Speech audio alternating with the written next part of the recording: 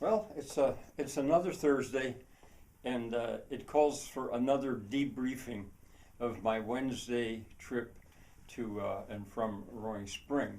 I'm not going to be so hesitant about doing it because there's so much information coming in that I really, even if it takes 3 days.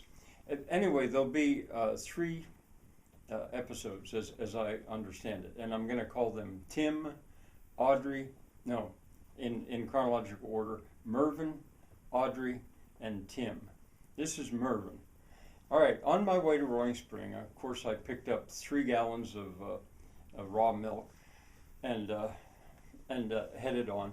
And I had not been able to talk to Mervin on the phone the night before because it was busy. I wait till 7, which they do have a phone in their house and in their shop. I'm not sure if one can be disconnected. I don't know, but they're bothered by greatly by what do you call it? People calling trying to sell them stuff. That's the only calls they get in the daytime. Uh, uh, so 7 o'clock, he said, is a good time to call. I tried; it was busy. So I decided I'm going to stop there anyway. I wanted to confirm 2 o'clock Wednesday for my Pennsylvania Dutch lesson hour. And I thought, well, I'll stop by anyway because I have some things that I want to leave at his shop. And he'd given me permission before to just go in, as long as I didn't have long fingers, as he said, just go in and leave whatever you have there. So I thought, well, I'll do that at least. And I got there a little bit early, stopped, and was writing him a note, and he came to the door of the house and said I could come in. So it would have been fine. So I went up, and I had my material with me, and we sat down for an hour's worth of him serving as my informant on Pennsylvania Dutch. He's catching on to what I'm doing now, although, we don't have the language of grammar really to use. I can't talk about nouns and verbs and pronouns. Even if he was taught that, it would have been 75 years ago. No, wait, 65 years ago, more or less, and he wouldn't relate to it. So I just asked him things. And it was a good thing I did that before I started to teach here, because I had made some major mistakes in noting down how you say certain things. And I won't go into that now because I have other stuff to say. So it was valuable. The hour went pretty fast, really, because it's easier now. But then we went down to the shop. It actually wasn't quite an hour. But then we went down to his shop, and he had the books that I had loaned him before, and he said he wanted to give them back. He looked through them all, and he was asking if there were 3 pages that I could make a copy somehow so he could see it. Had to do with the way a wagon, the front of a wagon turns. And so I said, of course. And I left him a book called The Woodwright Shop. You might know that. It's the read-along book to The Woodwright Shop, which was a very popular series on PBS, I think it was. And I'm sure it's available. You got to remember, the Mennonites don't use televisions, and they don't use the internet. So all this stuff that's available by just going to YouTube, it's not available to them. They have their own culture. They welcome new information if it's in reading. But along with all the other would come all the advertising. I understand, I think they're right. But that means that there's this void of potentially very useful information for them, which, I can tell them about it, and I've got quite a library of books. I took 2 items with me. One, I only took one. I meant to take 2. One is a yoke. I've shown it probably elsewhere on this channel. It's a yoke for a person. It goes across their shoulders with a rope going down both sides to carry buckets.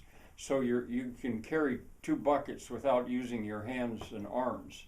You've got just a weight on the shoulders. It's scooped out routed out or gouged out over the shoulders, uh, so it's comfortable. And the one I left there with him as a model had broken in 3 pieces, but had been repaired with a piece of steel on the back. It's a really valuable, I think, antique.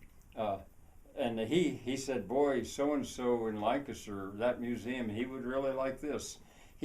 Something like Muddy Waters or Muddy Creek Museum. I didn't know about it. It's one of the things he told me about. Because they're not just in isolation, the Amish, the Mennonites, or the Amish. They have a whole network that is kind of invisible to we English. That's what we are. The thing, and he said, yeah, that wouldn't be too hard to make on his lathe. And he said he'd maybe start to make one this afternoon. I suspect, as good a woodworker as he is with all that machinery, he'll crank one out pretty fast. Although he'll need to do some hand gouging, I believe. And I haven't yet seen if he's got a Schnitzelbank, a shaving horse.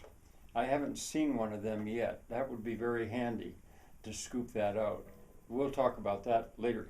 The item I didn't take, I forgot, because I use it all the time. I don't know if you know what that is. It sits like that on the floor.